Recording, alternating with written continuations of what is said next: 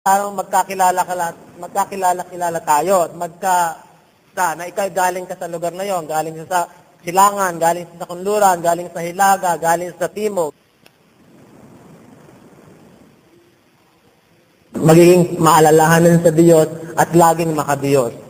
Kaya yung ating partial expression, yan ang tinatawag natin, we are glorified age.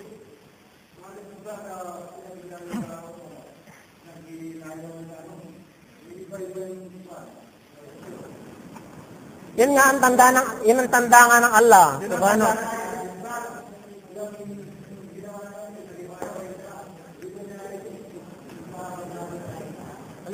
Yun ang tanda ng Allah subhanahu wa ta'ala na sa mga ginawa niya sa atin, yan ang tanda niya ng kanyang kapangyarihan. Tanda niya yan. Katulad halimbawa ng bayabas. Ginawa niya prutas na bayabas. May dilaw, may pula, may orange, may puti. Manok. Yung mga bulaklak, iba-iba din ang ginawa niya. Nasa kanyang kagustuhan niya. Halimbawa ng prutas, parehong lupa ang tinatamnan, magkaiba ang lasa.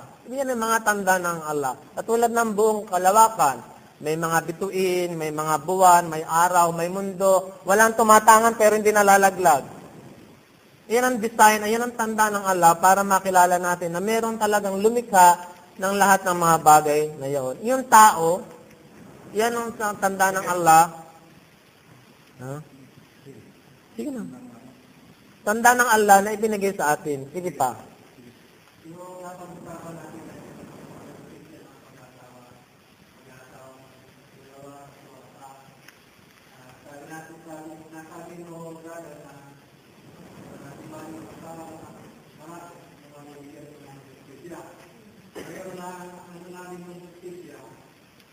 Magagawa mo yung marami kang pera.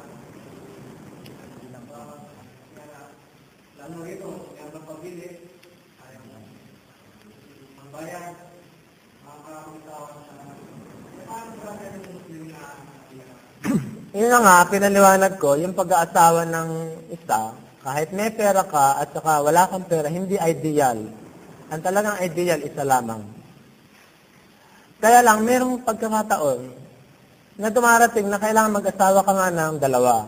Nasa sa iyo yun kung magagawa mo ng paraan. Halimbawa, mayamang ka, pero kung halimbawa, hindi ka naman fair sa panahon na iuukol mo sa dalawang asawa mo, injustice yun.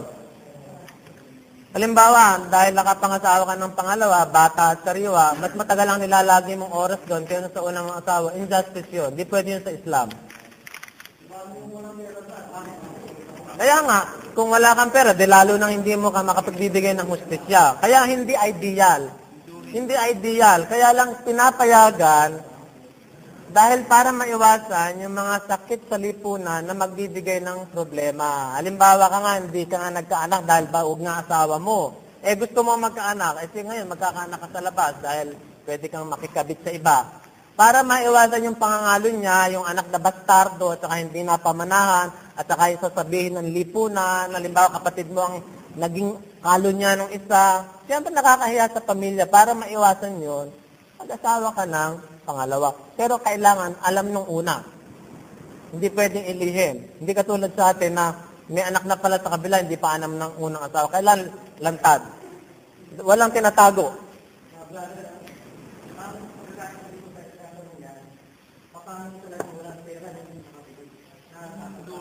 Yung Dory. Kasi ito na naman, ang pag-aaralan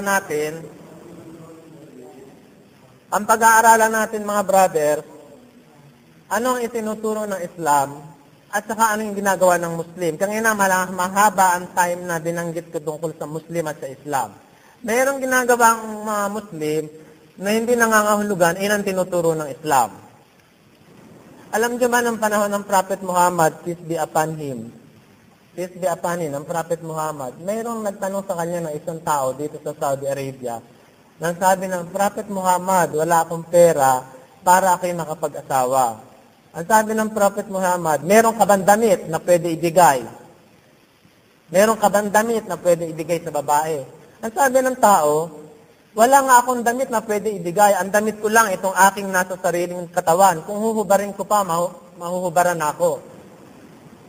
So sabi ng Prophet Muhammad, kung wala kang maibigay na damit, humayo ka at humanap ka ng sinsing na lata. Lumakad yung tao at naghanap ng singsing na lata, maaaring sa kalye, sa basurahan, o saan man. At wala siyang nakita, bumalik siya sa Propeta Muhammad. Peace be upon him.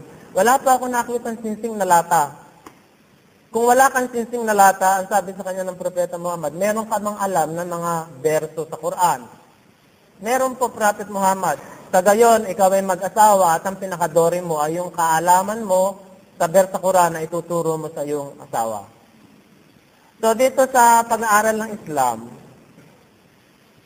hindi yan ibig sabihin kung ikaw ay mag-aasawa, magbibigay ka ng dori, kailangan marami kang pera. Ang talagang true spirit of Islam, walang halaga, bahala kung yung babae ay ayon sa kanya. Kung halimbawa, ang kaya mo lang 1 real, nasa sa babae yun, pumayag siya, pwede. Pero kung halimbawa, yung nakikita natin ngayon na malaking-malaki ang dori, kung mayaman ka, walang problema. Pero kung hindi mo kaya, nasa sa babae yun, hindi ka niya tinanggap, nasa magulang din, hindi ka tinanggap, hindi necessarily yun ang turo ng Islam. Walang takdang halaga ang Islam kung magkano lang ang iyong kaya. Ngayon, kung ginawa nila yun ng malaki, kung may pera sila, bakit natin titigilan? May pera sila. Kung meron sila talagang perang gagastos sa isang mayaman, walang kwenta yung pera dahil marami siya. Ngayon, kung di niya kaya, nasa sa kanya yun. Pero ang talagang true spirit ng Islam, walang halaga. Kung magkano lang ang mapagkasunduan niyo na. Nasa babae yan, kung mahal niya yung lalaki, pumayag siya na bigay lang sa kanya 1 real, ituloy ang kasal. Hindi requirement na mayroon kang maraming pera. Kung mahirap ka, bakit ka magbibigay ng maraming? Nung araw nga dito sa Saudi Arabia, ikinakasal, ang dori lang, isang palanggana.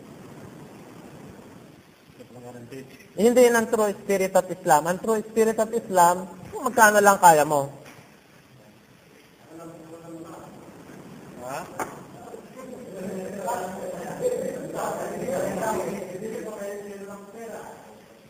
Kung meron pang pera, walang problema. Kung hindi mo kaya, hindi tinuturo ng Islam at saka hindi naghahalaga. Kung magkano lang napag-usapan nyo na kaya mo. Kung wala kang damit, wala ka rin sinising na ano, kung meron kong kabutihang asal o marami kang alam sa Quran na ituturo sa babae, sapat na yun para dori. Yung dori na yun, yun ang tinatawag na gift sa babae dahil kinuha mo siya sa kanyang magulang. At yung dori na yun, mapupunta dapat sa babae at pag-aari niya yun. Hindi dapat sa magulang. Kung may gumagawa na sa magulang napupunta, hindi yun tinuturo ng Islam.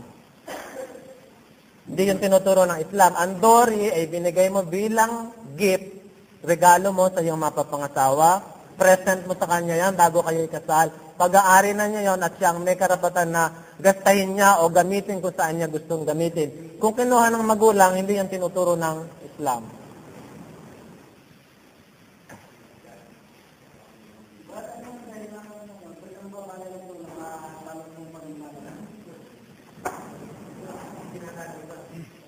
Kung nanonood kayo ng mga lumang pelikula tungkol halimbawa sa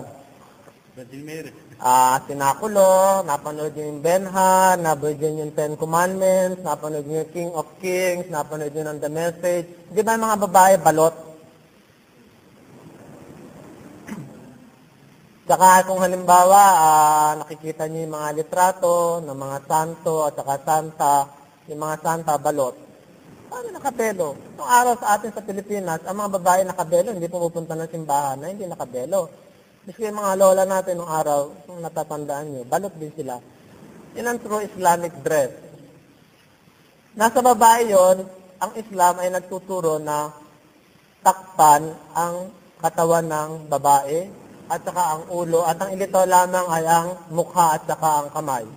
Kung gusto niya takpan ang kanyang mukha para hindi sa maka-attract ng ibang mga tao, nasa sa kanya yon. Pero kung gusto niya ilitaw ang kanyang mukha at takpan lang kanyang ulo, nasa sa kanya rin yon.